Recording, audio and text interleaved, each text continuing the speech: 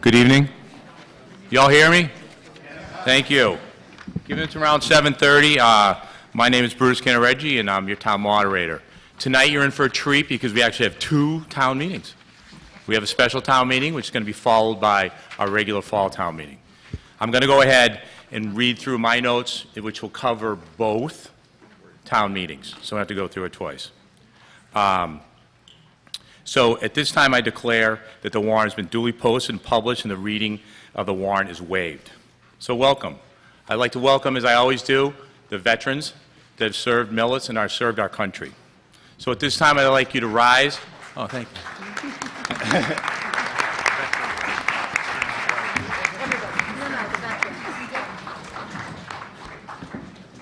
I'd like to rise for our Pledge of Allegiance.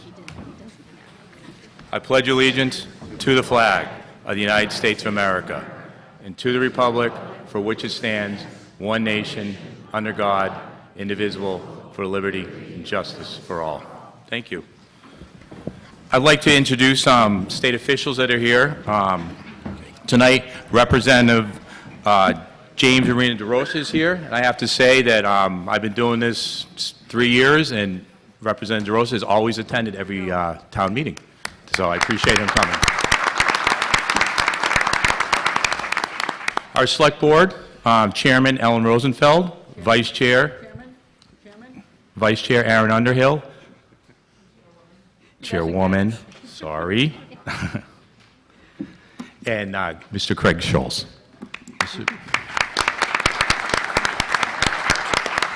Ms. Rosenfeld, do you have something you want to say? Yes, Chairman. Chairman. I'd like to take a moment to thank the poll workers and the staff at the town clerk's office who ran an incredibly, wait up, who ran, because I wrote this, because it was given to me, who ran an incredibly efficient and effective and a friendly operation where over 82% of the town's registered voters participated. Woo!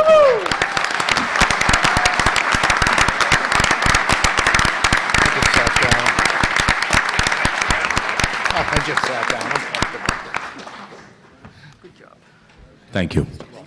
I'd also like to thank Ms. Smith. She's always instrumental in getting everything going around here. She does a wonderful job, her and her staff that's out here. Also attending tonight is Jay Talaman. He's our town council, and I think if you've been here before, I'm not afraid to ask him questions because I don't know it all, and I admit it. Our Finance Committee, unfortunately, Chairman Jonathan Lohr and Vice Chair Mike Crowan are not here tonight. Our clerk, Peter Underhill, will be leading most of it. I also joined by Joyce Biardi, Jody Garzone, Peter Berube, Kathy McGinnis, Sarah Reyes, and Jen Zarkowski. Zaretsky. Sorry. Gen Z. And once again, I'd like to thank, Susan Varr and all the tellers that are assisting tonight. And also I'd like to recognize the Millis Police, the Millis Fire Department, the Millis Public Works, and the Millis Facilities Department that make all this happen all the time in the town of Millis.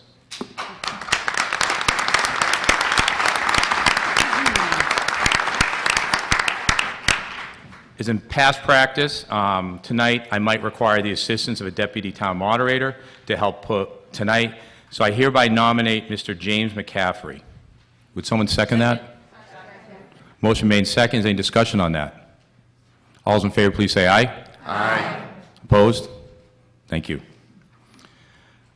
There are a few items on the warrant that require a 2/3 majority vote, and I'll let you know which ones those are. Normally, I would ask for a standing count on such votes, but if with the assistance of the body, I can authorize to declare an obvious 2/3 majority vote, so that'd be obvious. If you are sent to allowing such authority, please say aye. Aye. All opposed? Carries. Thank you. General rules for town meeting.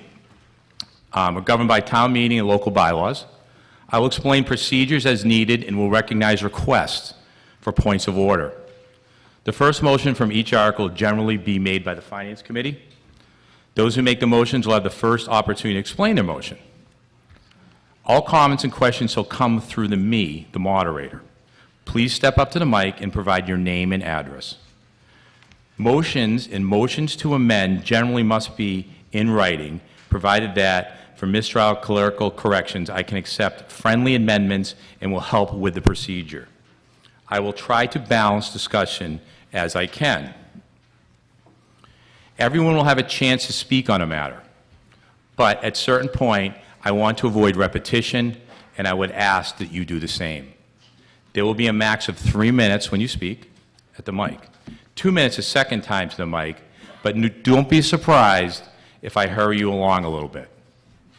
I may allow someone with new info to speak a third time, but by bylaw, I may limit that speaker to 2 times. There are some excellent topics on the warrant. I hope we have a spirited debate, and at this meeting, both supports and challenges the issues that are presented. However, I expect all comments to be civil and respectful. I want to hear the facts, your opinions. What I don't want to hear is what you think someone else's opinion. Comments should be not personal and directed at an individual. In other words, be kind to your neighbor. We all work together, we all live in this town, even if you may not agree with the topic at hand.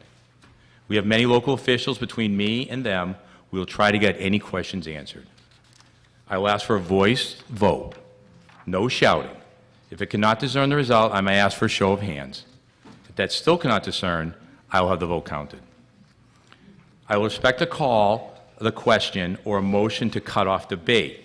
With that said, anyone lined up at the mic at the time will be allowed to speak, but I understand, I think it's premature. I will not recognize that.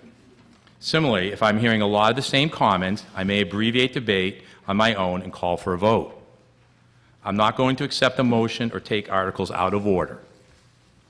I think we can have an excellent town meeting in an enjoyable way. That's it.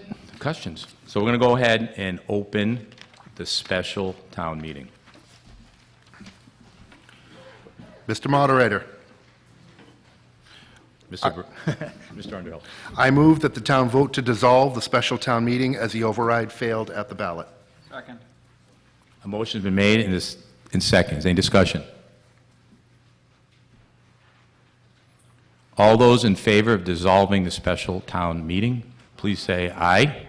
Aye. All those opposed? Thank you. Mr. Moderator, I move that we adjourn special town meeting. Motion made. Second? Yep, we got one. Motion made second. All those in favor of adjourning the special town meeting, please say aye. Aye. Opposed? Thank you.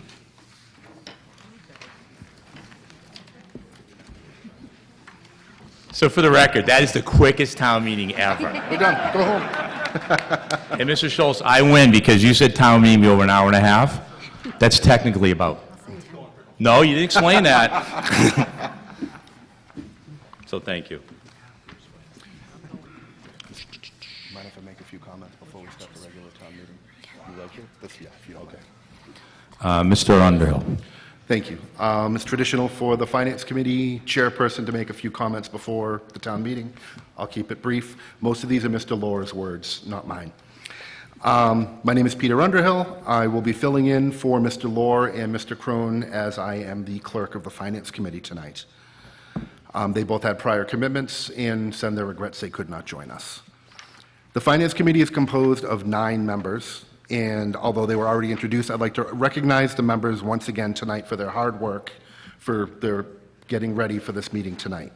If you could raise your hand when I call your name: Jody Garzone, Sarah Reyes, Jen Zarutsky, Joyce Boyardi, Kathy McGinnis, and Pete Berube, and Peter Underhill. Thank you. We all serve 3-year rotating terms. Every year, a few positions come available, and the town moderator appoints a resident for the next 3-year term. If you are looking to get involved with the Finance Committee, please stop by the town hall or send an email. We're always looking for new ideas and new people. I would like to take this opportunity to introduce Jody Kersey. Jody, if you could put your hand up, please. Yeah, I called you out. She is the new finance director of Millis. She will be taking Carol Johnson's place as Carol retired earlier this year. Jody brings a tremendous amount of municipal finance experience, and we look forward to working with her not only in this fiscal year, but many years ahead. Welcome, Jody.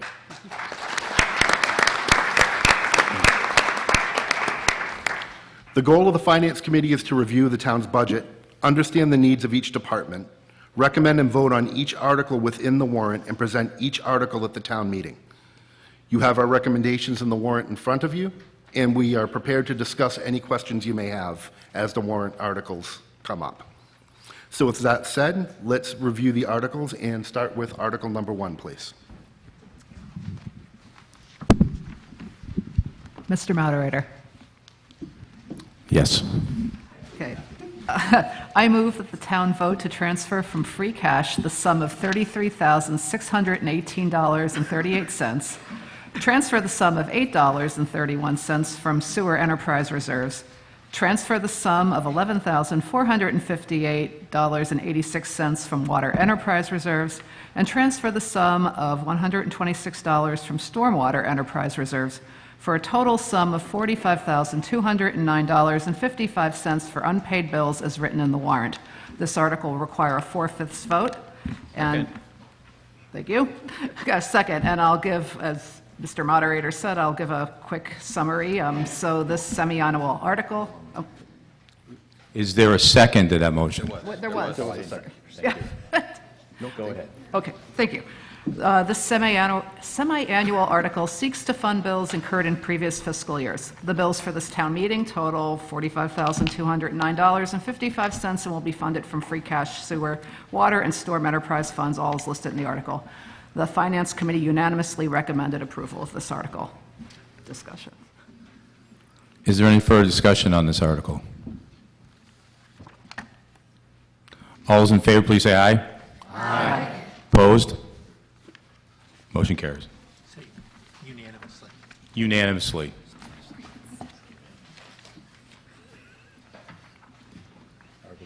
Okay. So Article 2. I move that the town vote to transfer from marijuana impact fees, which is free cash, the sum of $137,503.38 for additional wages and expenses not sufficiently funded under the Article 3 operating budgets as of the May 7th, 2024 annual town meeting, as written in the warrant. Second. Okay, we have a second, and this requires a majority vote. We can move to discussion? Yes. Okay, thank you. This article requests the transfer of the sum I just said from the marijuana impact funds to cover additional wages and expenses listed in the article that were not previously funded, but for which these marijuana impact funds are available.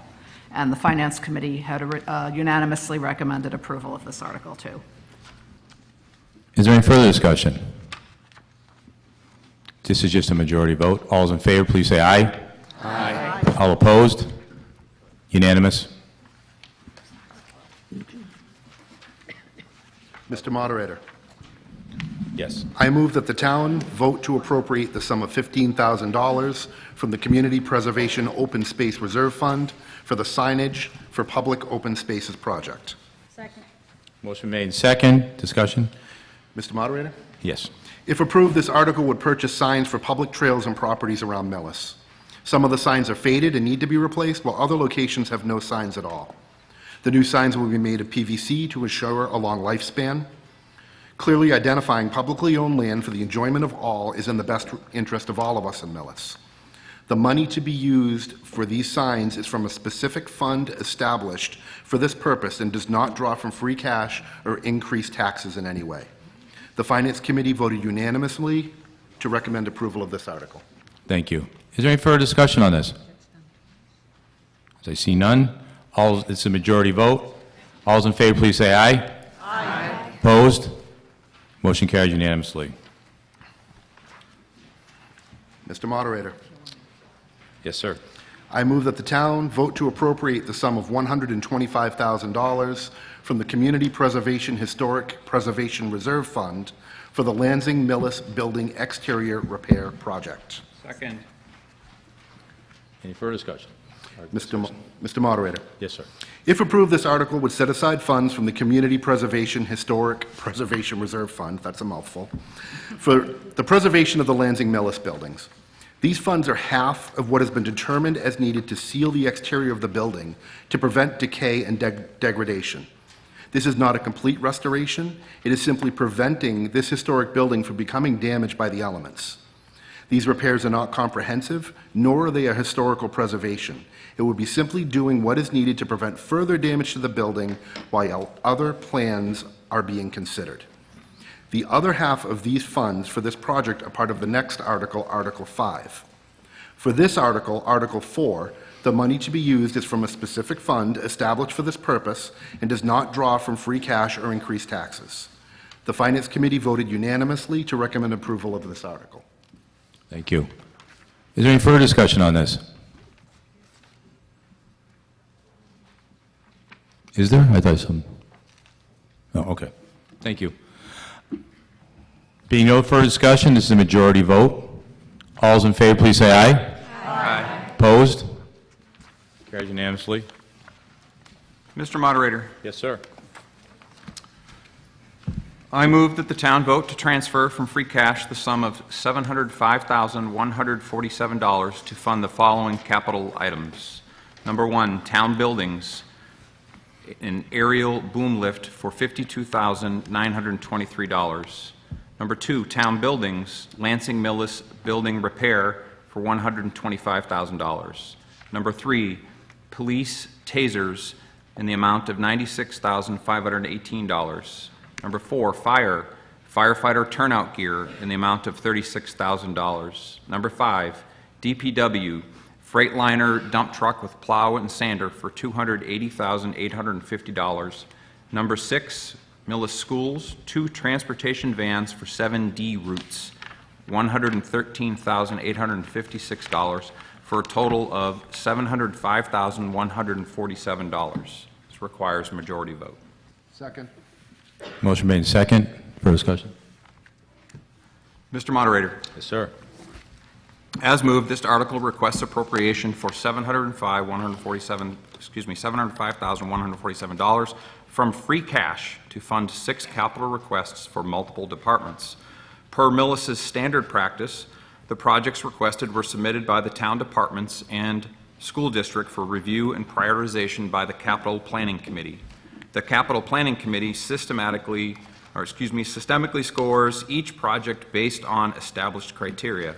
That criteria evaluates the project's impact on or response to the following categories: public health and safety, employee health and safety, regulatory mandate, frequent problems, generating revenue, lowers operating costs or generates savings, age or condition of the existing, public benefit, public demand, synergy with other projects, comprehensive plan or comprehensive plan component.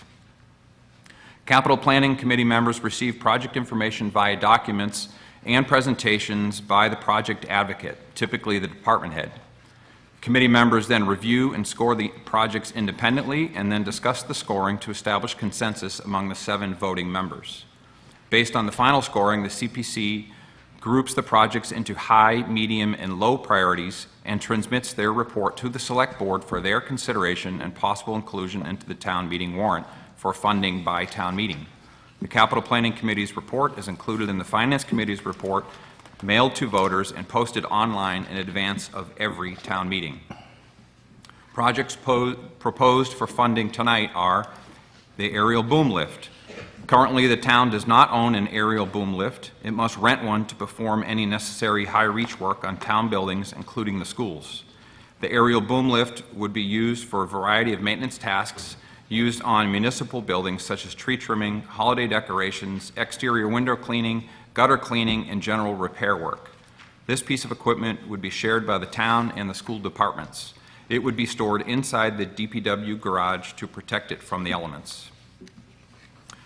The Lansing Millis building repair, as just read by my colleague, so I apologize if I'm redundant here. The Lansing Millis building was built in 1891 and is considered a highly valued historical building in the community. It is one of 7 train stations which once ran from Woonsocket to Needham. Currently, only 2 stations remain, Millis being one of them. The scope of this project is limited to exterior repair of the building to prevent further deterioration, such as water infiltration through the roof and windows, pest prevention from small rodents, and repointing the stonework, of which 85% of the building is constructed of. If approved, funds from this article would supplement the $125,000 in funds just approved in Article 4 from the Community Preservation Historic Preservation Reserve Fund, bringing the total project expenditure to $250,000. Easy for you to say. A more complete restoration project, including interior spaces, would still be needed to rehabilitate the building and only be accomplished if and when funds were available, requested, and approved. Police tasers. In 2006, the Millis Police Department implemented tasers as part of a less lethal program. Tasers are replaced periodically to ensure they are modernized and safe. It's been 8 years since the last replacement. Technology has improved drastically since then, and there has been 4 new models rolled out since 2015. Millis Police Department's current models are reaching end of their service life. Some technical advancements available are increased range from 22 feet to 45 feet, rechargeable batteries for life of the unit, bright pulsating lights and loud alert when warning alert is initiated, and a daylight green laser for greater aim and accuracy. This purchase would also provide integration with the virtual reality training platform, allowing officers to improve taser proficiency, decision-making, and use of force with confidence and accuracy under stress. Firefighter turnout gear. This request is to provide 8 NFPA-compliant turnout gear outfits. NFPA stands for National Fire Protection Association and is a governing directive for fire safety standards. I have a lot more to go. Turnout gear is protective clothing firefighters use while responding to an emergency. Currently, the fire department has been reusing gear over the years, and it's getting worn out. NFPA 1851 dictates gear 10 years past its manufacture date must be retired. Currently, the department has had to rent some turnout gear, but turnout gear can only be rented for 1 year. The 8 new NFPA-compliant turnout gear would then follow the normal replacement cycle going forward. The Freightliner dump truck with plow and sander. The DPW is requesting a large dump truck with snow plowing and sanding capabilities. There are 2 primary reasons the DPW is making this request. Number 1, the town of Millis continues to grow with new residential developments. These developments have new roads and sidewalks that need to be maintained year-round, but especially during the winter with snow plowing and ice removal. Thus, additional capacity is needed to keep up with the demand. Number 2, there is a new state law going into effect on the 31st of December of 2024 called the Advanced Clean Truck Act rule. The Act rule requires commercial truck manufacturers of medium to heavy-duty trucks phase out gasoline-powered trucks and provide more zero-emission, essentially battery-powered trucks in Massachusetts.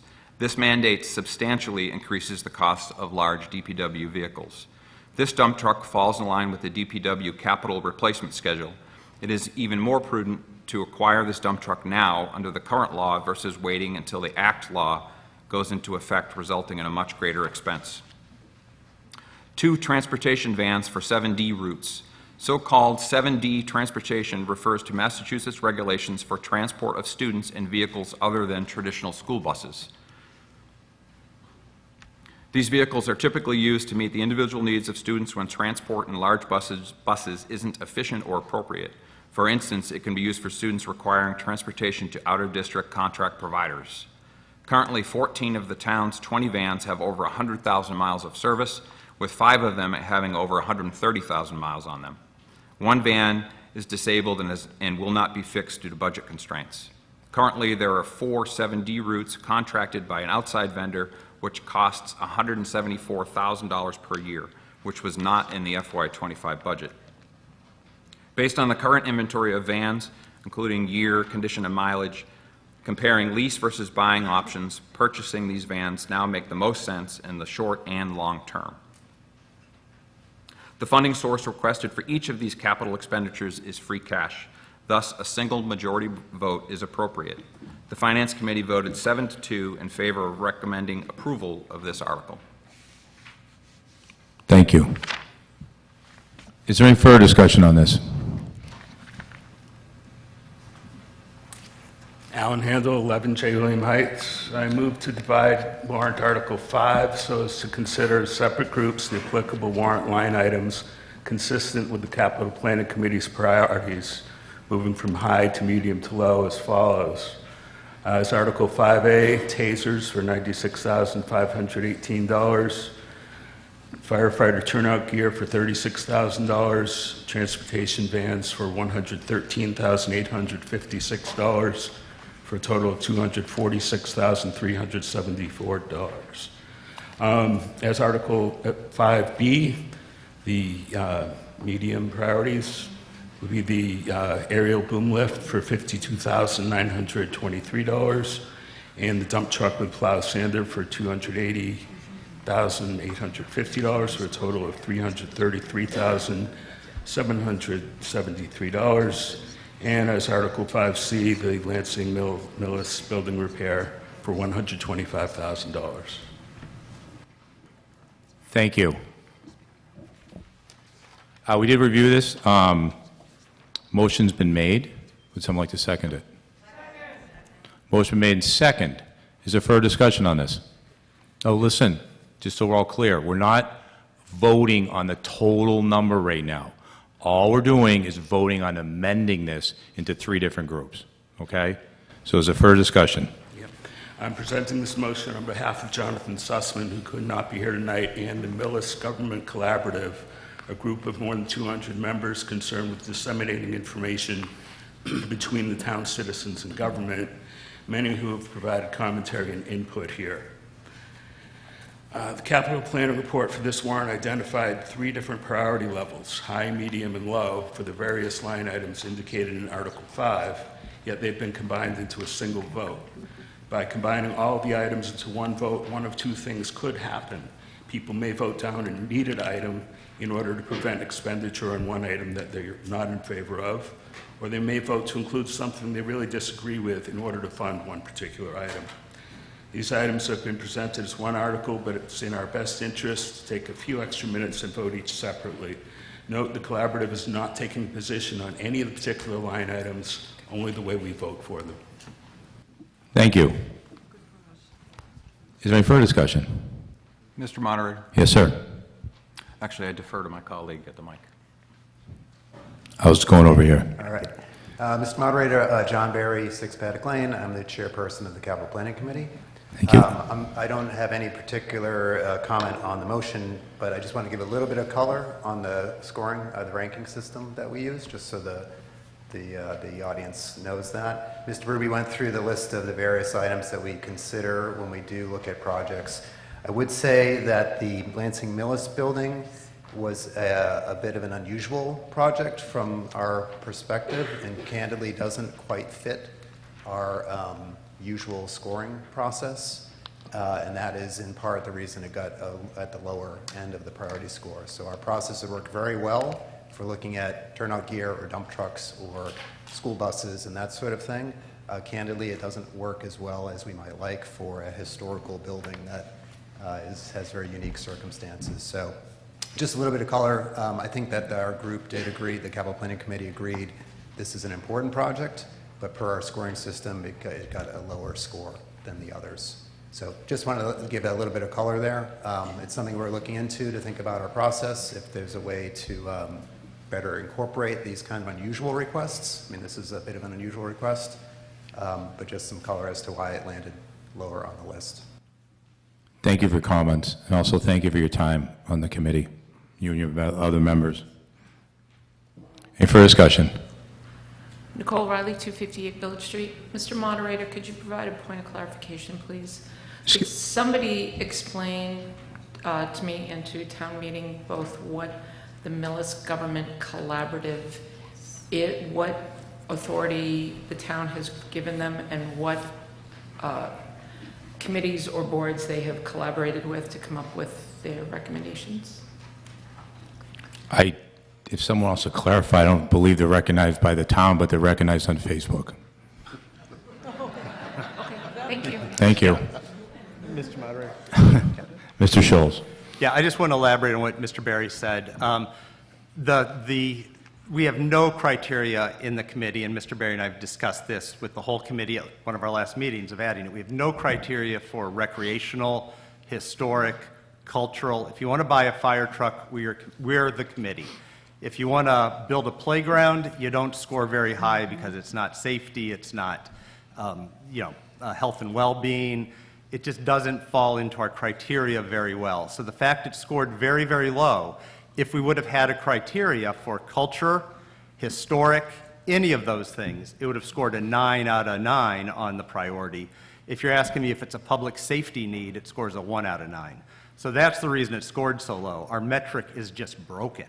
And we've never had a situation like this. We've never had an item like this come up. So we're going to try to amend that for our next town meeting to make it a little more responsive to the non-nuts and bolts issues that make a town that really need to be addressed. Thank you. So I'm speaking against the amendment, by the way. Thank you. Is there any further discussion? Okay, so I'm going to take a vote on dividing the capital list. So by voting yes or aye, we will divide it into 3 groups as outlined in the motion.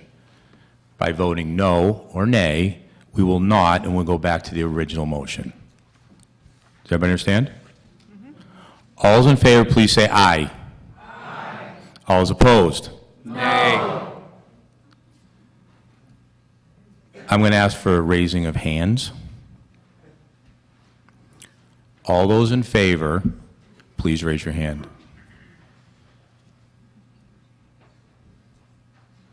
Thank you. All those opposed, please raise your hand.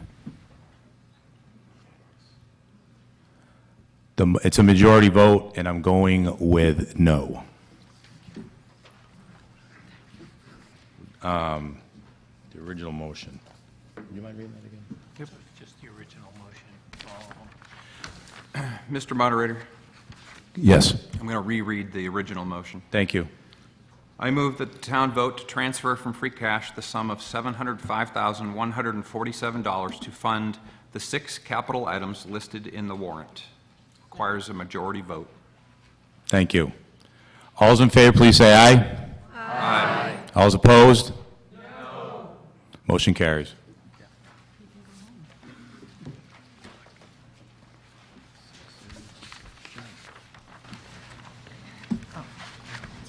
Article 6. Okay. I move that the town vote to transfer from free cash the sum of $500,000 for road and sidewalk construction, design, repair, and maintenance. Second. Motion been made and second. Further discussion? Yep, and this requires a majority vote. So this article requests to transfer the sum of $500,000 to cover various projects around the town, namely some projects mentioned to me were paving Ridge between Middlesex and Orchard, extending sidewalks out to Pleasant, from Pleasant to the Medway line, and paving cracks, as well as some other things. And the Finance Committee unanimously recommended approval of this article. Thank you. Any further discussion? Majority vote. All those in favor, please say aye. Aye. Opposed? Motion carries unanimously.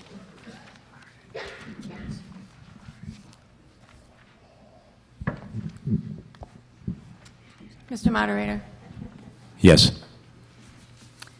I move that the town vote to borrow, under the provisions of MGL Chapter 44 or any other enabling authority, the sum of $68,816 for the lease purchase of 1 police cruiser. This requires 2/3 vote. Second. Motion made and second. Further discussion? Mr. Moderator, Yes. this article is authorizing the town to enter into a 3-year lease to purchase agreement for 1 new replacement police cruiser in the amount of $68,816. The first-year cost of $22,938.67 was included in the FY25 operating budget previously approved at the May 7, 2024 spring annual town meeting. The cruiser will be available for purchase for $1 after the completion of the 3rd year of the lease. The cost of the vehicle includes the prisoner transport containment and lighting, The lettering, computer-aided dispatch software, records management system, CGIS, printer, radio, and other specialized equipment are purchased separately and are paid for by grants, which Chief Saforier secures on behalf of the department for the replacement cruiser. The current wait time for this new cruiser is between 6 and 8 months. Thank you. Is there any further discussion? Sorry. The Finance Committee recommended approval of this motion. Thank you again. Is there any further discussion? It's a two-thirds vote. All's in favor, please say aye. Aye. Opposed? Motion carries Mr. Moderator, You have to declare by two-thirds. by two-thirds. Yes. I move that the town vote to appropriate $253,167 to pay additional costs of making water treatment plant improvements at well number 3 PFAS treatment facility, including the payment of all other costs incidental and related thereto, which amount shall be expended in addition to the $7,100,000 previously appropriated for this project under Article 4 of the warrant at the fall annual town meeting of November 6, 2023, and that to meet this appropriation, the treasurer, with the approval of the select board, is authorized to borrow said amount under and pursuant to any enabling authority and to issue bonds or notes of the town therefore. All or any portion of the amount authorized to be borrowed by this vote may be obtained through the Massachusetts Clean Water Trust, the trust, and in that regard, the select board and the treasurer are authorized to execute and deliver any and all documents and agreements that may be required by the trust and the Massachusetts Department of Environmental Protection to evidence any such borrowing. This requires a two-thirds vote. Second. Motion been second. Any further discussion? Mr. Moderator. Yes, sir. At fall town meeting last year, Millis voters approved appropriation of $7.1 million to fund construction of the PFAS plant at well number 3. Since then, design has been completed and construction bids are being solicited. It is anticipated that construction and construction management costs will leave less than $100,000 for potential contingency costs should they be needed. That amount is below the generally accepted threshold of about 5% minimum for a project of this size and scope. Therefore, it is recommended that the town vote to approve an additional $253,167 to supplement the contingency fund should an unforeseen issue arise. If the approved funds are not needed, they would not be expended and would be removed from the water enterprise debt. It should be noted that Millis previously built a PFAS plant at wells 1 and 2, which was completed on time and on budget, and that plant is operating as intended. Funding for this request would be secured via water enterprise borrowing, and thus two-thirds vote is required for approval. The Finance Committee voted unanimously to recommend approval of this article. Thank you. I'd like a clarifying question. I know the answer, but this paying back of this loan is through the water utility, the ratepayers. It's not through general taxation? That's correct. Mr. Moderator. Yes. That's correct. Thank you. Is there any further discussion? Yes, sir. Yours, Friedman Wills, 5 Frontier Lane. I'm trying to understand, first, where does the 253 come from, and what's the or any other amount? What is that? So are we just picking a number out of thin air, effectively? Mr. Moderator. Yes, sir. The $253,167 provides for approximately 5% into contingency. So that's 5% of what number? 7.1. And what is the or Plus, any? plus any money that's left over, which is currently budgeted, currently approved, after the construction and the construction management amount. And what does the clause or any other amount imply? Mr. Let's suppose Moderator. the contingency goes over by $1 million. Did we vote for that at this point? That was written by a lawyer, and I'll defer to somebody else to answer that part. Mr. Moderator? Schultz. Yeah, the warrants that are published in the voter guide, the warrant book, are broad. But when the motion is made by the stage, by the group, they spell out exactly where that money's coming from in the motion that is read, and that's where the money comes. No, it is capped at $253,000. or any other sources would be because we weren't sure how we were going to pay for it when the motion was written. But when it's read by the Finance Committee, they say exactly how it's going to be spent, and that's through borrowing, I believe, in here. Water enterprise borrowing. And to issue bonds or notes to the town. So it cannot go beyond $253,167, and it will be paid for as part of the borrowing. Okay, it just doesn't, then I would think it would have said up to, not or any other amount. So I'm quite confused by the English here. Well, the problem is, again, what's published in the warrant is published a couple weeks ago and is written in a way that has to be written for the warrant. When the motion is made by the stage, the Finance Committee, that's the motion we're voting on, and their motion said, I move the town vote to appropriate $253,167 to pay the additional cost of water treatment plant. It doesn't mention any other funds or anything else in the motion that they actually read into the records and made. Okay, so you're striking, what I'm hearing is that those 4 words are effectively struck. Yeah, what's binding is what they say from the stage. Okay, thank you. Okay. Yeah, it does get confusing. Lawyers. Yeah, lawyers. It's actually DEP, but I won't get into that. DEP lawyers? Yeah. Is there any further discussion? Once again, this is a 2/3 vote. All those in favor, please say aye. Aye. Opposed? Motion carries unanimously. Mr. Moderator, Yes. I move that the town vote to accept the applicable provisions of Mass General Law, Chapter 44, Section 54B, C, and D, as may be necessary, to allow town trust funds to be invested in accordance with Mass General Law, Chapter 203C, the so-called prudent investor rule. Second. Motion made second. Further discussion? Mr. Moderator, Yes. this article would amend the rules of how the funds that are held in the care and custody of the treasurer of the town of Millis and how those may be invested to be in conformity with this Mass General Law, Chapter 203C, the so-called prudent investor rule. This would allow a greater amount of flexibility in investing the funds while continuing to take account of safety, liquidity, and yield. The biggest benefit to communities is that prudent investing allows for much greater diversification opportunities than is currently allowed under Massachusetts' legal list of investments. Where appropriate, investment managers can use U.S. and international mutual funds, ETFs, stocks, bonds, alternative investments, etc., where they previously had to adhere to a very short list of investments. When prudent investing is properly employed with the specific goals of the funds in mind, there should not inherently be more risk than is appropriate, just more opportunity for diversification. The majority of these funds that are held in Millis are cemetery funds, but it also includes trust funds, surety bonds, scholarship funds, and endowments that are managed by the town.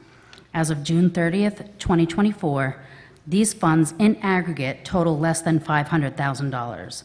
The Finance Committee unanimously recommended approval of this article. Thank you. Is there any further discussion?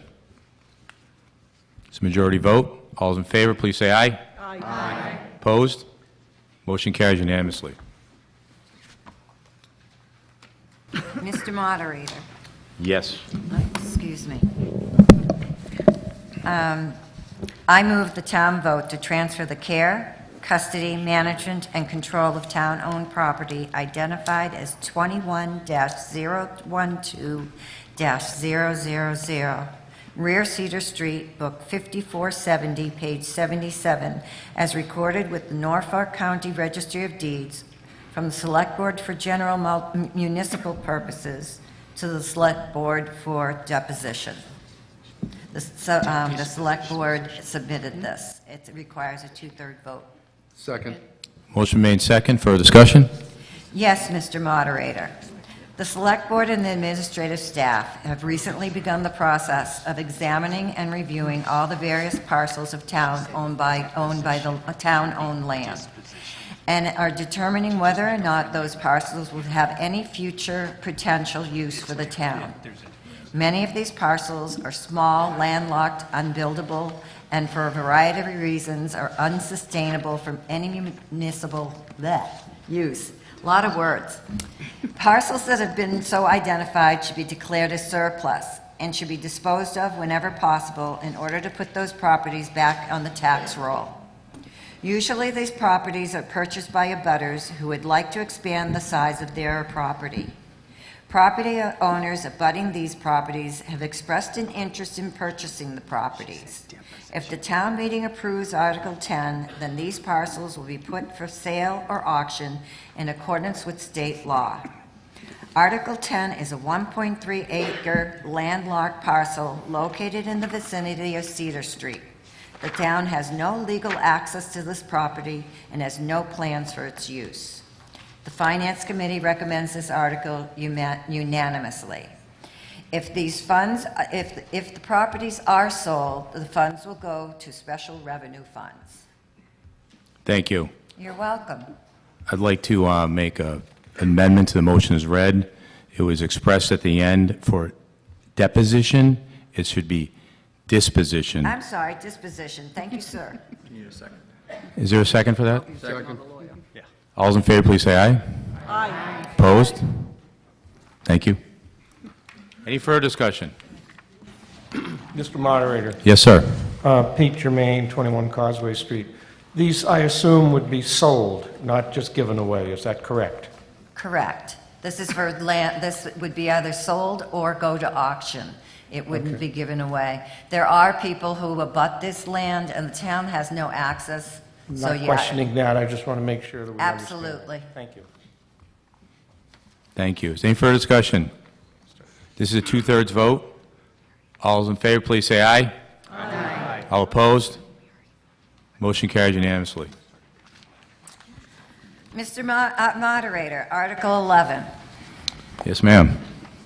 I move the town vote to transfer the care, custody, management, and control of town-owned property identified as parcel 40-100-000, adjacent to 141 Pleasant Street, and as recorded with the Norfolk County Registry of Deeds, Book 2773, page 0245, from the Select Board for general municipal purposes to the Select Board for disposition.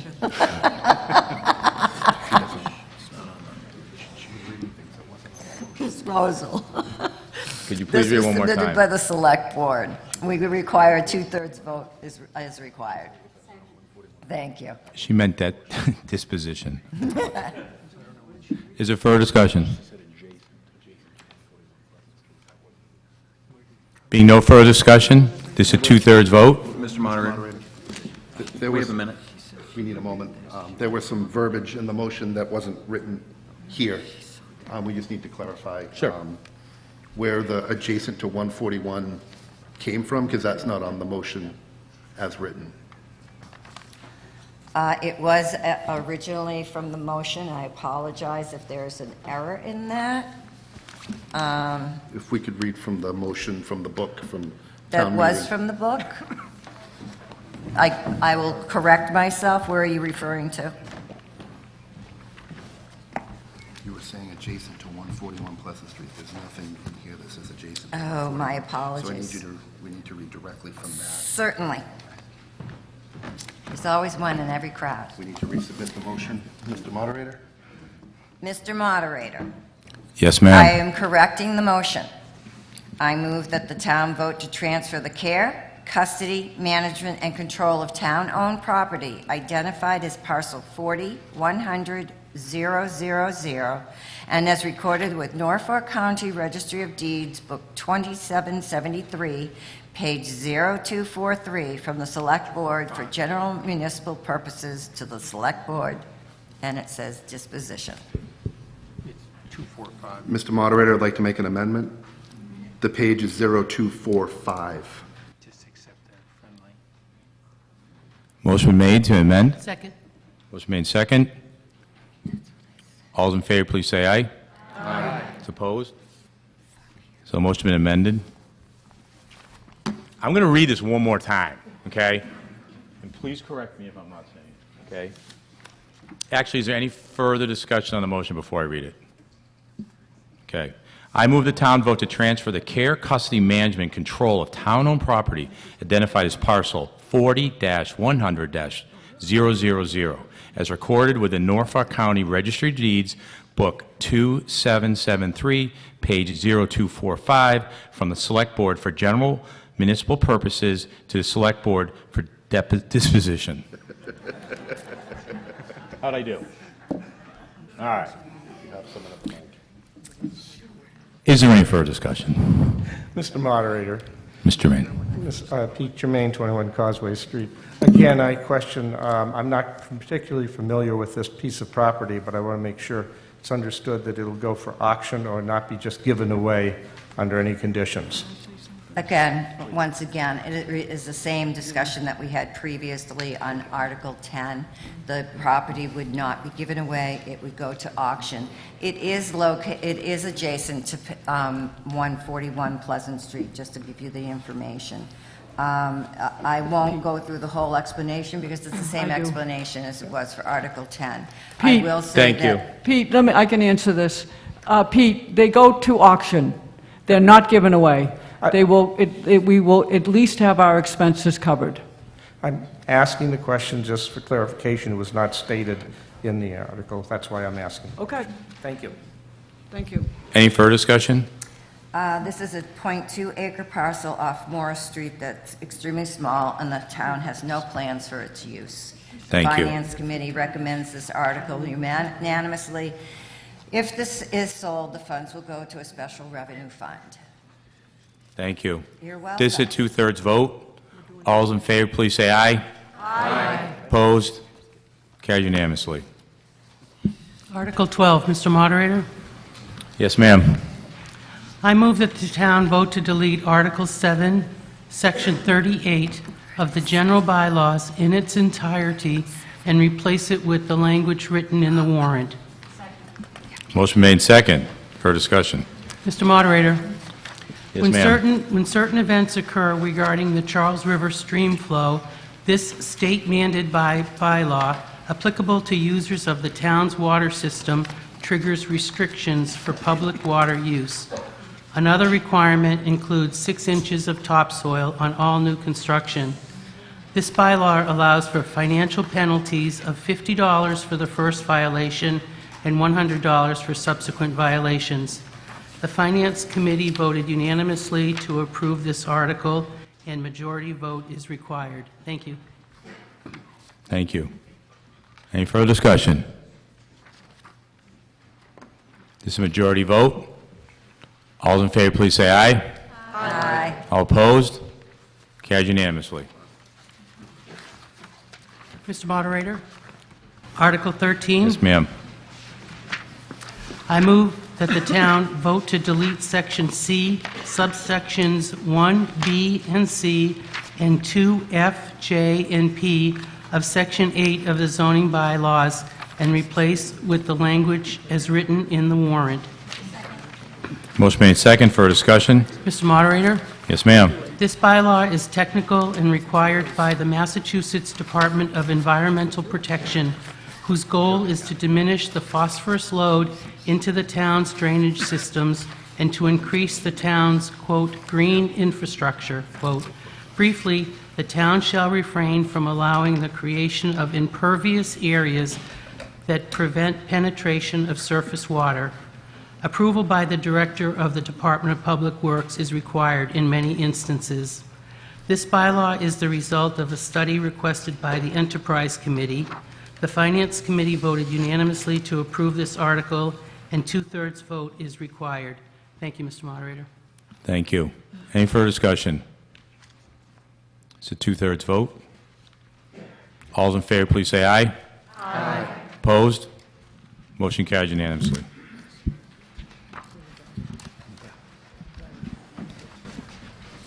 Mr. Moderator, Yes, ma'am. I move that the town vote to add a new Section 23 to the Millis zoning bylaws entitled Multifamily Overlay District, parentheses, MOD, and to amend other related provisions of the zoning bylaw, all as printed in the warrant, and to amend the Millis zoning map accordingly as printed in the warrant. Motion been made, second. Further discussion? Mr. Moderator, Yes, ma'am. this article, if approved, would amend the Town of Millis zoning bylaws and maps and would comply with the state's multifamily zoning district's requirement under Section 3A of the Zoning Act. The state-mandated zoning change was passed in 2021 and requires the 175 cities and towns within the MBTA service area to adopt a zoning bylaw that would create a district where multifamily housing can be built by right at a density of at least 15 units per acre. Millis is considered an MBTA-adjacent community under this law and is required to provide the capacity for a minimum of 750 units of housing on at least 50 acres by the December 31st, 2024 deadline. In October of 2022, the Select Board appointed 9 members to an advisory committee which was charged with preparing a bylaw that would be compliant with these state laws for town meeting to vote on prior to our deadline. This committee worked with the consulting services of the Metropolitan Area Planning Council to research and bring information to town's residents. The committee met several times in 2023 and 24. It held town forums and surveys, and this proposed bylaw has had several revisions. Meetings have been open to the public and are broadcast live on Millis Community Media. The proposed bylaw was reviewed by the Planning Board in public meetings on June 11th, September 10th, and October 8th, when they voted to place the bylaw on today's warrant, and was reviewed by the Select Board on October 7th. On the warrant is a proposed zoning bylaw change that would include an overlay zoning district of 55 acres, which satisfies the requirements of the state and allows for multifamily zoning near Route 109, but preserves the smaller, more affordable neighborhoods in this area of Millis. The parcels that have been included in the district are either underutilized, undeveloped, or in need of redevelopment as identified in our resident surveys. This district would allow for the construction of 3-story multifamily buildings at a maximum of 40 feet high, which is about the same as for the single-family districts. The development standards of the bylaw contain setbacks that are similar to our current zoning, although they do permit the buildings to be closer together and closer to the street. They also require access to sidewalks, which makes the new neighborhoods more walkable than most of our current neighborhoods. The Planning Board site plan review would also have the authority to review each project's plan. Some Millis residents are advocating that we wait to see how the Massachusetts Supreme Judicial Court will settle the Town of Milton lawsuit concerning this law. We have discussed this with Town Council, and the advice received is that while the court is going to decide on whether particular parts of the Milton lawsuit are constitutional, that ruling will not impact the 40A/3A law, which was passed by the legislature. Waiting on the court decision would put Millis out of compliance with this law as of January 1st, 2025. If we fail to comply with Section 3A requirements, we will be ineligible for state funding from several programs. Many state discretionary grant programs will take compliance with this housing law into consideration when making grant award recommendations.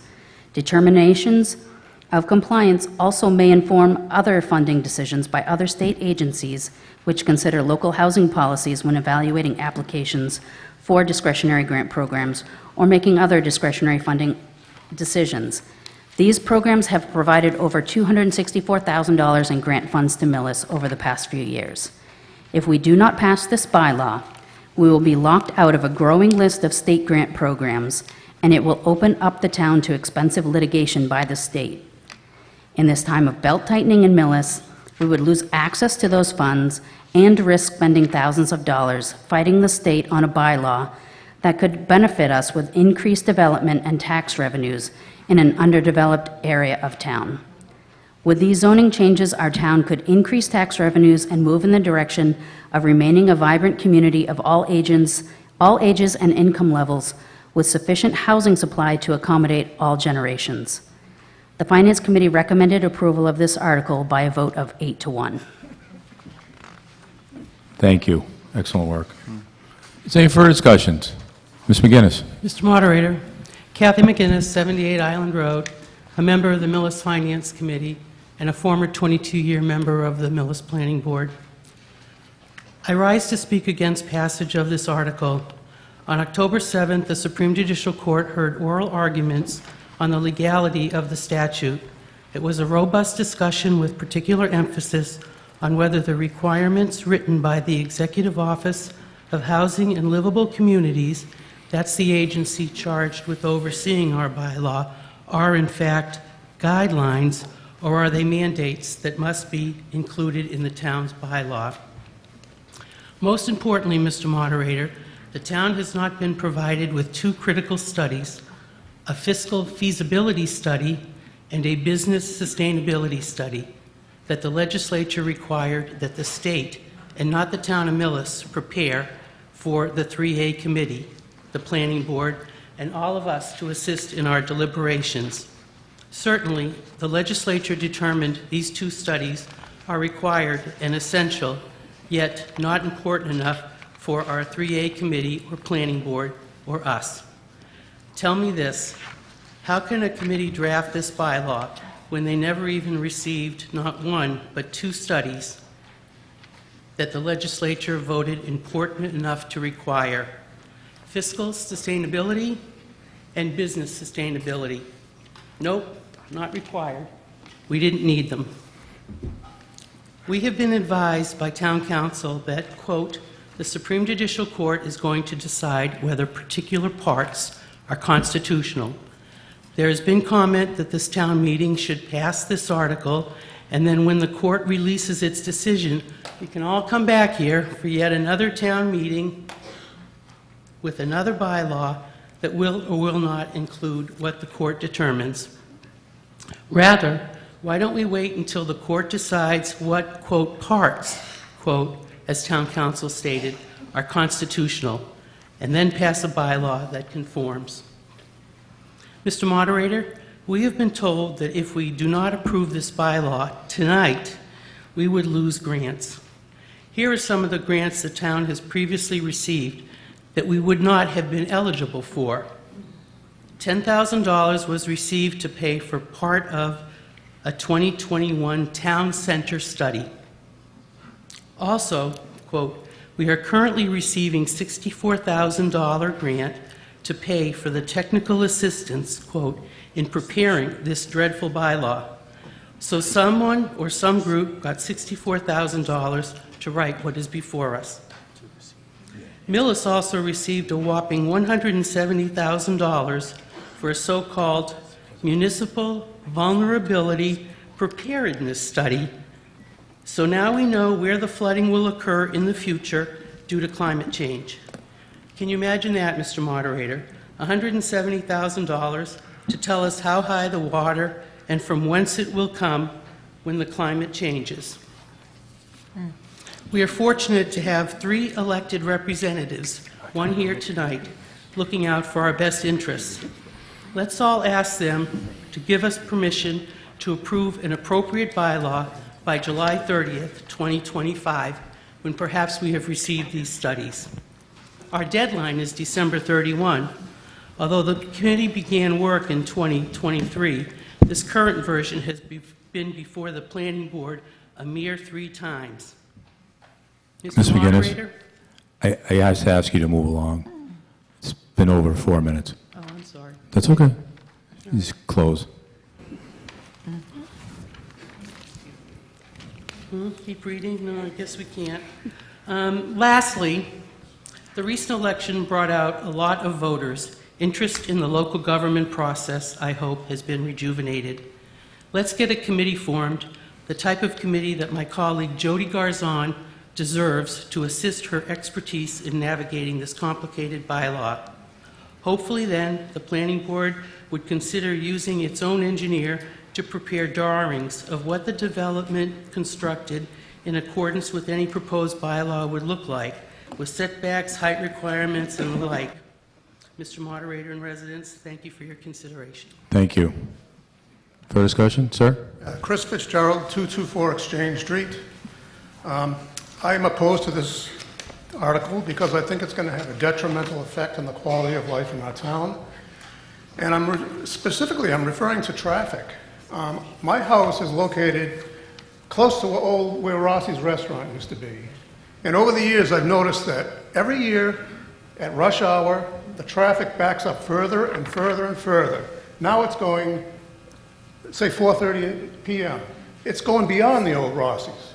I can't even back out of my driveway anymore. I gotta, when I come in, I gotta back in and turn around so I could go out straight because the traffic is so heavy. So with this article here, it's going to significantly increase the population, and therefore all these people are going to be driving. And for most of you who don't live in my neighborhood, you still have to go to 109 and 115 at the lights and other intersections, and this is going to increase the time we spend waiting in traffic. And I think that even though we do get grant money for going along with this, there's more to it than grant money. The quality of life has to do with traffic. So therefore, I am opposed to this motion. Thank you. Further discussion? Mr. Moderator, Nicole Riley. I'm a member of both the Planning Board and the MBTA Advisory Committee. I would like to clarify a couple points. Most specifically, the property in question that would be affected by this zoning bylaw already allows for residential building. They are zoned as such that there can be single-family homes by special permit. Over at the GAF property, it is the CV2, which allows for, by special permit, two-family homes, multifamily homes. Number one, that's the most important thing. We are not taking property and adding zoning regulations, residential zoning. These properties already allow residential zoning. We are changing, by the state's requirement, what the process would be for a developer to come through. Number two, we could wait, and we could pass December 31st, and when a lot of towns are going to have to have been in compliance by that point, and we could be subject to the same lawsuit that Milton is. Milton is a different category under the MBTA, and that's why they've been sued before us. We will most likely be sued if we don't pass this. Number three, this, despite what Ms. McGinnis said, the MBTA committee, Ms. Garzon as the chair, did have an appropriate committee. She had people that worked very hard, and to say that the committee members that were there for 2 years, that's not fair to those people that put time and effort into it. Finally, the most important part is that this is not a requirement to build anything. This is an overlay district, which means the underlying zoning remains exactly the same. It gives an option to a developer who could otherwise come in and build where Stony Brook is now, if they wanted to sell and build something new, build new residents there, because that's residentially zoned. That's the only thing that can go there. And GAF, which could either have commercial and or. So there's no requirements that we have to build anything. It's just creating a zoning issue, another zoning option. Thank you. Yes, sir. Steve Ryder, 45 Irving Street. I found this interesting in finding out that we're getting $264,000 of grants and then hearing where the grant money was coming and going to. In light of we just voted $280,000 because we're a growing community, we need a new dump truck with a plow. So we just spent that money already. If we have all these new houses potentially, we're needing more schools, we're needing more dump trucks. We're going to have lights at 109 in Union, probably up by Richdale's. We've got to think about the big picture here. I'd like to see us wait to hear what happens with the Supreme Court. It's telling us we've got a gun to our head or we're going to lose grant money. It doesn't sound like we're losing much. Thank you. Ms. Sills. You can go ahead up there. Mr. McKay. Thank you, Mr. Moderator. James McKay, 416 Village Street, member of the Planning Board. I was the dissenting vote. It was a 4-to-1 vote, and I voted against this for the previous reasons that were all stated. The traffic, a lot of giving up of rights that the Planning Board has worked very hard to control over what would be built in Millis. So that's my main reason for I voted against it. Thank you. Ms. Schultz? Yeah, I was also a member of the 3A committee. We met for a lot of years. It started with the original plan was to build 3,000 units is what would have been allowed. We said absolutely not. 750 is the minimum that's required. 3,000 was insane. It would double the size of the town. That's why it didn't go to the planning board until just recently, because it took us a very long time to get a plan that we thought made sense. I want to stress one really important point. This doesn't require anything to be built. It allows something to be built. And it allows it to be built on, I'm trying to think the best way to say it, a brownfield site where the old GAF factory was, which really is in desperate need of a cleanup. If housing is allowed there, funds are available through the state, through brownfield funding, to the developer, not to the town. We wouldn't be involved in it. But that will help clean up that site. The second site is Stony Brook. It already has high-density housing on it. We deliberately kept this out of neighborhoods. We kept this out of any place that would impact directly a resident's quality of life. Yeah, traffic could increase. Traffic could be there. But we didn't tear down the small houses across from GAF that are on 10,000 square foot lots, because those are already affordable. The goal behind this is to provide more affordable housing so teachers, town employees, other people can afford to buy a house in Millis. I moved in here 30 years ago. I paid less than $120,000 for my house. I get cold call offers for $650 for it. My kids can't afford to live here. This would allow opportunities for housing to be developed that would house people who live and work in our town that couldn't otherwise afford to be here. And again, nothing is being built. It's allowing things to be built. This isn't going to be the home run that housing advocates think it's going to be, and it's not going to be this 750 new homes coming in tomorrow that the opponents think it's going to be. It's a small step forward to providing housing, and the grant money that's available, I mean, it's critical to us. Grant money is grant money. We need to get that money in to do these things. That study for the flood areas, it's mandated. We have to do that study. So we either use the grant monies and develop a plan, an emergency response plan, or we spend our own money to do it. I'd rather spend the grant money.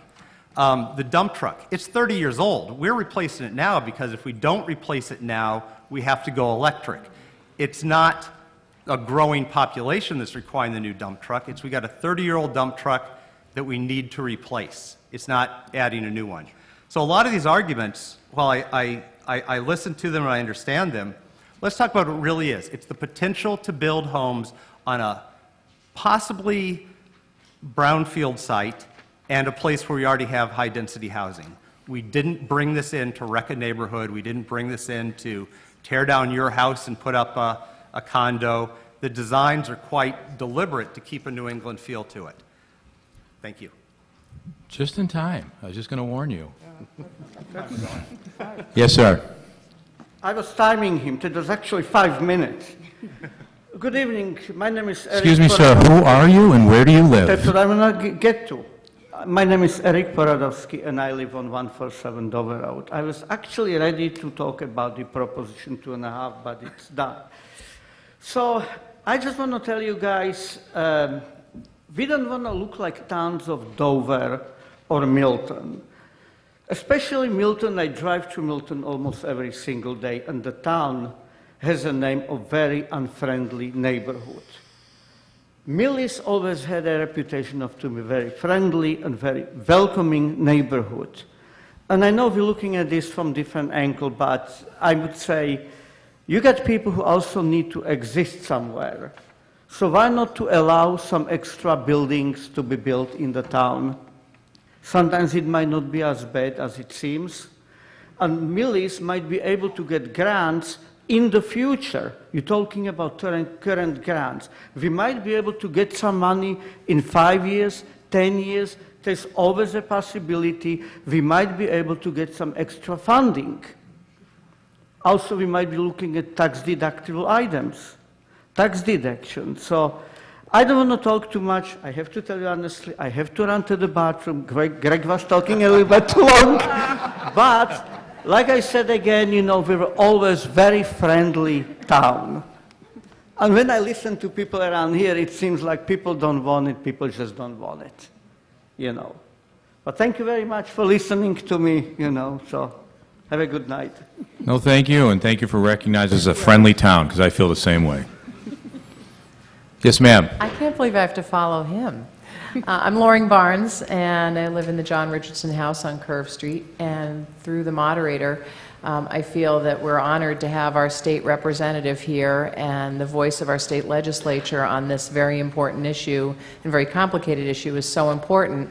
And rather than dancing around and wondering, you know, whether or not the legislator is hearing the concerns of their constituents, I was hoping that perhaps we could invite Representative Irina DeRosa to speak to our community since he's here.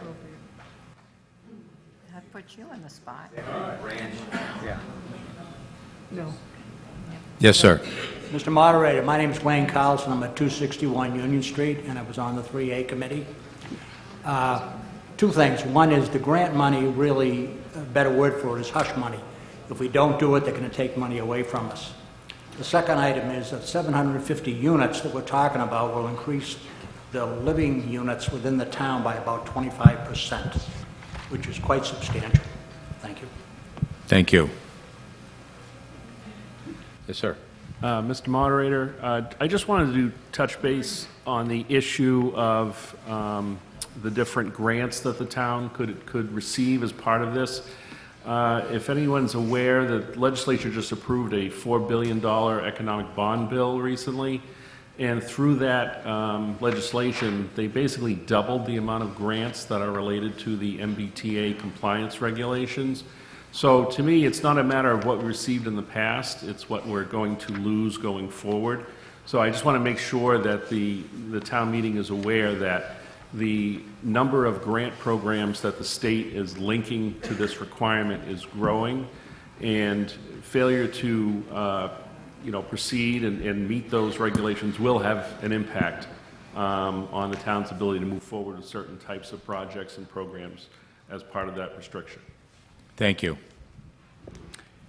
David Stevenson, 43 Heritage Path. I would urge everybody to remember that, as far as I know, part of the reason why this legislation was enacted is that we have, as a region, as a state, a serious, serious housing shortage. I have, my youngest child has to think about whether he is going to move out of the state because of lack of affordable housing. And due to the way government is structured in Massachusetts with home rule, we have to become part of regional thinking on this, and we can't hold out. We really have to think collaboratively. Thank you. Representative. Yes, Mr. Moderator, James Irina DeRosa, State Representative. I'm not speaking either in favor or against this. It's up to the town to decide. But since I was mentioned, I'm happy to just say a few words. And really, I mean, what's been going on, first of all, the law was passed in 21. I was elected in 22, so I'm not an expert in all the details of what's gone on. But it's the Attorney General's office that is pursuing the lawsuits, and it's the executive office that is administrating the act. So I think if there's any expertise that the town wants, that's really where you should be asking them. I'm happy to talk about whether or not there's longer-term remedies that the legislature can relook at what was passed a few years ago. But right now, most of this sits within the executive branch of government as opposed to the legislative branch. But depending what transpires and what goes on, I'm always happy to have conversations about is there potential remedy? Has Millis gone through enough growth already compared to other towns around here? Most of the towns I represent have already passed this. It is interesting. One of them had tremendous growth in the last 10 years, and they felt that they were being overburdened, but still put something in place. And as has been mentioned, it's going to take years for things to come to fruition. But anyway, I just wanted to, because I was mentioned, I wanted to just say a few words. Thank you for the time. Thank you. Thank you. Mr. Moderator, Yes. Carolyn McNiff, 31 Timberline Road. Can we get a little clarification on the potential for lawsuit and the possible damages that we'll be facing? Thank you. Would anybody like to clarify on that? Sure. Mr. Moderator, certainly can't speak to the legal aspects of it, but as was mentioned before, the number of grants that are being applied to this requirement is growing. So I would say we're looking at possibly hundreds of thousands of dollars per year in potential grants that the town would be foregoing. That is a basic given as part of the statute. Obviously, the issue with the State Attorney General and the lawsuit against Milton, I would defer that to counsel. Right. With respect to litigation, Jay Tallerman, Town Council, the question isn't whether or not this town could be liable for damages, and the question isn't whether Milton could be liable for damages. The question that the Commonwealth is seeking to resolve in its favor with respect to Milton is whether or not it can compel Milton to adopt a bylaw, essentially bypassing its town meeting process. In response, Milton they originally were contemplating challenging the unconstitutionality or suggesting that the statute is unconstitutional. They have backed off of that. And frankly, there's nothing unconstitutional about the statute. It is perfectly constitutional. What Milton is challenging is the implementation of it in a way that the certain regulations of the Commonwealth are imposing additional regulations on it, and they feel that that is overreach. The likelihood of overturning a state regulation is very low. I would also state that the likelihood of the Attorney General of achieving an end run around the legislative process for a bylaw adoption is also low. So I think both sides are likely to go away unhappy. It's litigation, so you never really know. But in any event, I see almost zero likelihood that this statute is going away and that our requirement to comply with it in its basic terms will go away. The penalty, so the Commonwealth suggests the penalty for Milton's noncompliance is to be forced to adopt a particular bylaw. I doubt that will be successful. Again, you never know. What I do think Milton or the Commonwealth will be successful in is exactly what the statute promises if a town does not adopt it, and that is loss of grant funds. There are 4 grants listed in the statute that the town would be deprived of automatically. Some of those have been utilized in Millis and towns around here frequently. Last week, the legislature placed an approved bill on the governor's desk that puts, as Mr. Gazinski said, hundreds of millions of dollars of grants also at risk if you don't comply. And that is only the tip of the iceberg. Some of those, by the way, involve everything from Brownsfield cleanup, as we've already discussed, as well as grants for your local library. But in our view, and from speaking with the Attorney General's office, we think there are many other grants that operate on a scoring system for towns where one of the scoring criteria will be, have you adopted 3A zoning or MBTA zoning? And what we're hearing from the Commonwealth is that if you haven't, you're going to score poorly. Our concern is that several key grants, including things for major building construction, could be at risk, and we're concerned about that. So I don't take a policy position, but I want everyone to understand the full scope of the ramifications of action or inaction here. Thank you.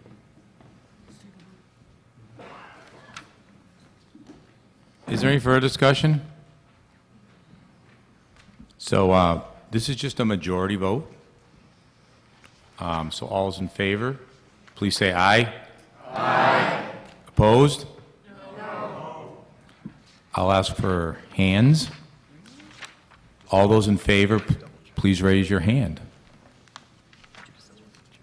Thank you. All those opposed, please raise your hand. The majority vote passes.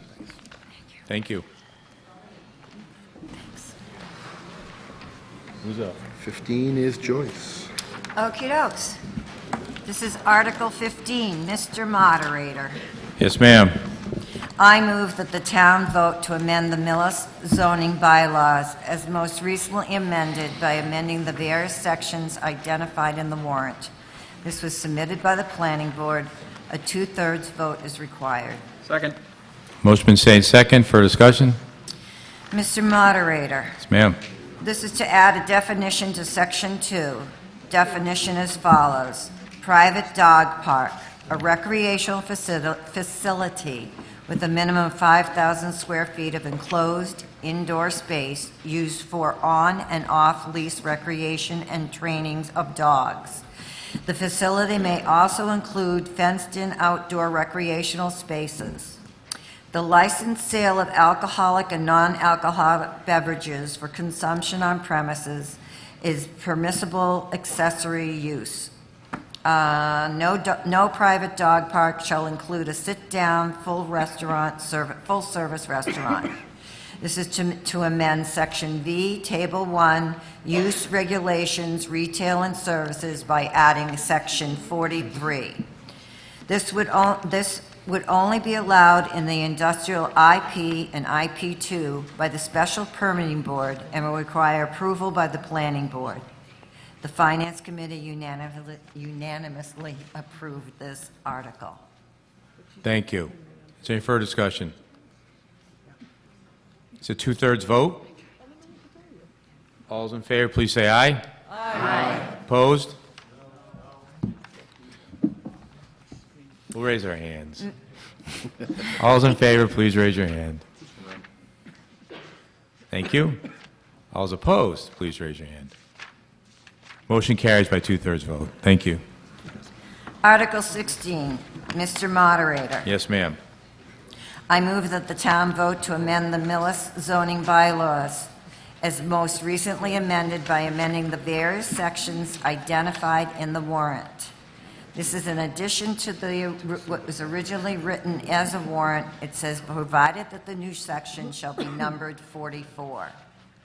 Second. Motion been second for discussion. Mr. Moderator. Yes, ma'am. To add a new definition to Section 2, the definition as follows. Artisanal and craft maker space. Artisanal and craft maker space or gallery, including the display and retail sales of the arts and crafts created, produced, or manufactured.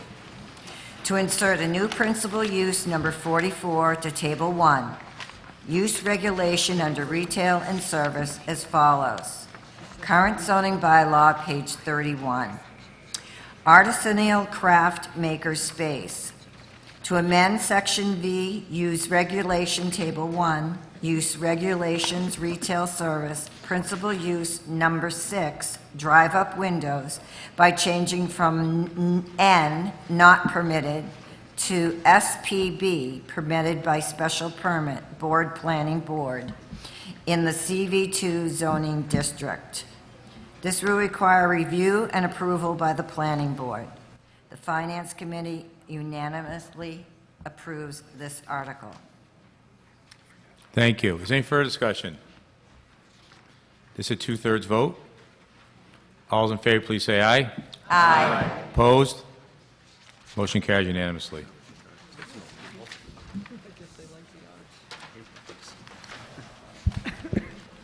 Mr. Moderator, Yes, ma'am. I move that the town vote to transfer from free cash the sum of $25,000 to the unemployment account. Second. Motion made second for discussion. Mr. Moderator, Yes, ma'am. this article is authorizing the town to transfer the sum of $25,000 to the unemployment account. The town is self-insured and therefore must set aside funds in a special account to pay out for unemployment. This is replenishing funds into the account. This requires a majority vote. Thank you. Is there further discussion? All those in favor, please say aye. Aye. Opposed? Motion carries unanimously. Mr. Moderator, Yes, ma'am. I move that the town vote to transfer from free cash the sum of $50,000 to the OPEB trust fund account. Motion made second for discussion. Mr. Moderator, Yes, ma'am. this article would add funds to the other post-employment benefits funds. Currently, the town has about $310,000 in the OPEB trust account and is covering claims as needed out of the general operating budget. However, the estimated shortfall to cover all estimated obligations is about $50 million. So we need to be consistently setting aside additional funds for future OPEB needs. Doing so will help our bond ratings as we look forward to borrowing funds for future town needs. For this fall town meeting, the Select Board is requesting $50,000 to be moved from free cash to the trust fund account. The Finance Committee unanimously recommended approval of this article. Thank you. Is there any further discussion? All in favor, please say aye. Aye. Opposed? That was a majority vote and passed unanimously. Mr. Moderator, Yes, sir. I move that the town vote to dismiss Article 19. Second. Motion made second. Mr. Moderator, if approved, this article would petition the Select Board and School Committee to place a 3-year salary freeze on all town employees. While the Finance Committee appreciates the effort put into presenting this petition before town meeting, the committee believes that this petition is not in the best interest of Millis. Additionally, Town Council has opined that this is a non-binding article. Town meeting does not have the authority to make these types of contractual decisions. The Select Board and School Committee would not be required to adhere to any vote taken by town meeting related to this article. The Finance Committee voted unanimously to recommend dismissal of this article. Thank you. Mr. Moderator, Yes, sir. John Fitzgerald, Plain Street, Millis High School, class of 1979. I authored this article, and I don't know if many people are aware, but municipal employees are currently receiving under the collective bargaining agreement 6.06% annual increases. That's 18.18% every 3 years. Mr. Schultz mentioned we're in a time of having to tighten our budgets, tighten our belts. Most workers, most taxpayers get between 2.5% and 3%. I bet there are very, very few taxpayers in this building who could say that they receive a 6% or more pay raise every year. We are not going to see relief from the Select Board or the School Committee, and so this has to be done by citizen petition. And the petition is to have the town refrain from entering into any collective bargaining agreements that provide for mandatory cost of living adjustments and step increases, and for a period of 3 years. And the plan is to have a mini Prop 2.5, so that if the school committee or the Select Board wishes to enter into a collective bargaining agreement that will provide for more than 2.5% per year increase, they will have to first have a town-wide vote approving it. We spend a lot of time here at this meeting talking about a $44,000 transfer of funds or an $11,000 transfer of funds. The real money is the massive wage increases in the collective bargaining agreements that are currently in effect. So this proposal will call for the town to refrain from entering into any collective bargaining agreements that provide for mandatory cost of living adjustments or for step increases for a period of 3 years. And the plan will be thereafter to require pre-approval from the voters at a town-wide vote if there is going to be an increase greater than what is allowed by the Social Security Administration. 1/3 of the voters in this town are senior citizens, 3,000 senior citizens. Many of them are on fixed incomes.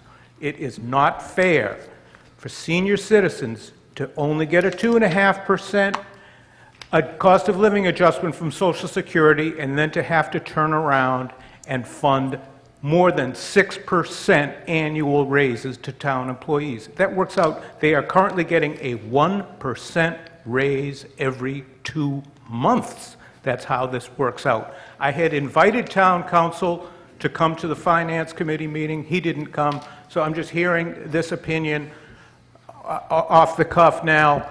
But the citizens of this town can vote to please put a cap on these massive tax. We're being taxed to death. Elderly citizens cannot afford to live in a dismiss. I appeared in front of the finance committee. I explained the necessity for this, and I asked that the voters approve it and reject this motion to dismiss, and instead do the sensible thing. Thank you. Is there any further discussion on the dismissal of this motion? Mr. Moderator, Mike Carter, 103 Curve Street. Yes, sir. I've been a teacher here in Millis for 15 years, and our collective bargaining average each year increase has never been more than 2.5% for the 15 years I've been here. So I don't know where 6% comes from. Thank you. Thank you. Mr. Scholz? Yeah, thank you. Since my name was thrown around again. If you look at our budgets, and that's the number to look at, our wage lines for municipal or school only grow about 4% each year. The collective bargaining agreements have lanes, steps, cost of living. There's a lot of factors, stipends. There's a lot of things that go into each of the different collective bargaining agreements. But in total, our total wages in town increase about 4% a year. It's not 6%. It's not anywhere near that. So that's the first misconception here. Secondly, as was stated, this is a non-binding item. I support dismissal of it. It does send a message, though. It sends a very strong message if we do this, that our teachers aren't valued, our police aren't valued, our fire is not valued, our DPW is not valued, our town hall employees, our librarians, and there's towns looking. And there's towns that are going to hire those people away from us if we stop giving them raises. So I will not ever negotiate a 0% raise in the current economic environment. We did this once before where we did do that when the economy was in the absolute toilet. But right now, there's no reason to do this. It all goes through collective bargaining. It should go fairly through collective bargaining with the best decision of the school committee and the select board on those committees. I don't want to send a message to our police, DPW, fire, paramedics, any of the staff that we don't value them. And that's exactly the message this sends, that we're going to solve our problems by making it their problem. Mr. Moderator, may I respond, please? Yes, sir. I remind you, 2 minutes. Yes, thank you. First of all, he challenged my math. I have the collective bargaining agreement right here in front of me. A first-year teacher would be at $53,458 salary. After 36 months of service, that goes to $63,133. That's a $9,719 increase, which is 18.18% or 6.06% per year. So the math is right here in the collective bargaining agreement. I have the figures highlighted. If anyone wants to challenge it, I have the collective bargaining agreement. And how about some concern for the senior citizens instead of just for the town employees? Senior citizens are on a fixed income. They can't afford to be paying more than 6% raises per year for municipal workers. The municipal workers should be capped at the Social Security level so that the elderly are not being choked to death. It's becoming unlivable. I grew up in this town. I graduated from high school in this town. I'd like to be able to retire, but the taxes keep going up. And why do they go up? It's because we're giving 6.06% annual raises to municipal employees, and that should stop. I have nothing against the teachers. I like the teachers. It's just they're going to have to go 3 years without a raise. They got 18% raise over the last 3 years, and they'll still end up with a 3% on average for 6 years, so they'll still be doing better than the Social Security recipients. My warrant article should be adopted. Thank you. Mr. Moderator, Joyce Boyardi, 206 Orchard Street. Yes, ma'am. Yes, I'm on the Finance Committee, but this is as a concerned citizen. In response to what you're saying, don't you feel that the teachers have already gotten a burden? They've lost our school system has lost a number of teachers.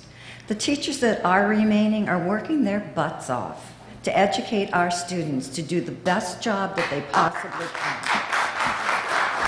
The town workers in this town walk in their shoes and see what they do every day.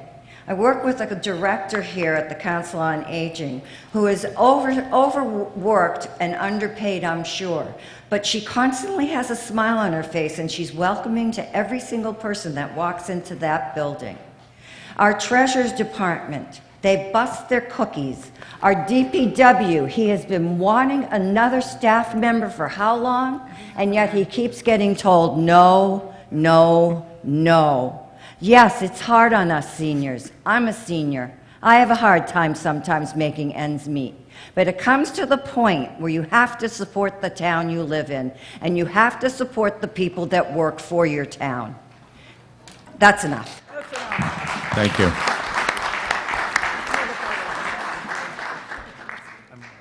Ma'am? Jennifer Scannell, 25 Paula Drive, Treasurer Collector plus President of the SCIU. And I represent the town hall employees, and I can assure you that we have never seen a 6% increase. Never. Yes, ma'am. Loring Barnes, Curve Street. I just want to say that the community spoke at our last election with 82% representation on the notion of taxation, and I would like to request that the moderator move the question. She can't do that, not after speaking. Is there any further discussion? The motion is to dismiss Article 19, not to vote on it, just to dismiss it. It's a majority vote. All's in favor, please say aye. Aye. All's opposed? Majority carries. Mr. Moderator, move we adjourn. There's been a motion to adjourn. And second. All's in favor, please say aye. Aye. Opposed? Thank you. Have a wonderful holiday.